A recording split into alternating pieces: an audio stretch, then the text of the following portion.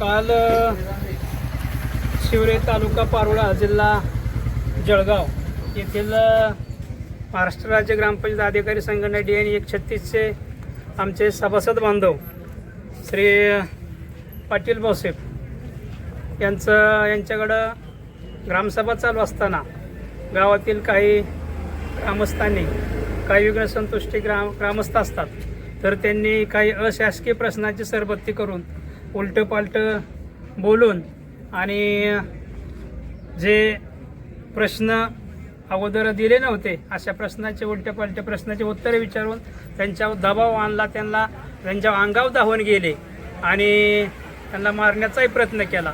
तर अशा जळगाव जिल्ह्यातील हिवरी तालुका पारोळा येथील आमचे ग्रामसेवक बांधव श्री पाटील साहेब यांचं या ग्रामस्थांच्या ठराविक 6 ग्रामस्थ होते तिथं, त्या 6 ग्रामस्थांच्या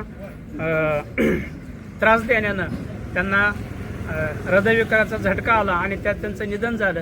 तर त्याचा निषेध करण्यासाठी आज संपूर्ण राज्यामध्ये महाराष्ट्र राज्य ग्रामपंचायत अधिकारी संघटना DN 136 आज संपूर्ण राज्यामध्ये त्या घटनेचा निषेध केला जात आहे.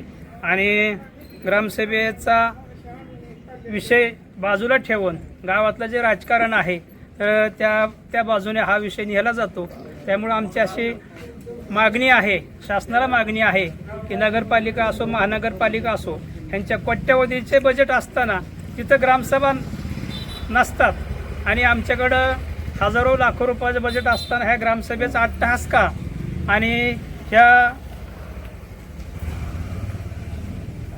या शासनाच्या धोरणाच्या बाबतीमध्ये आम्ही शासनाने धोरण बदलावं असे आमचे सर्व महाराष्ट्र राज्य ग्रामपंचायत अधिकारी संघटना DN 136 यांच्या शासनाला विनंती आहे.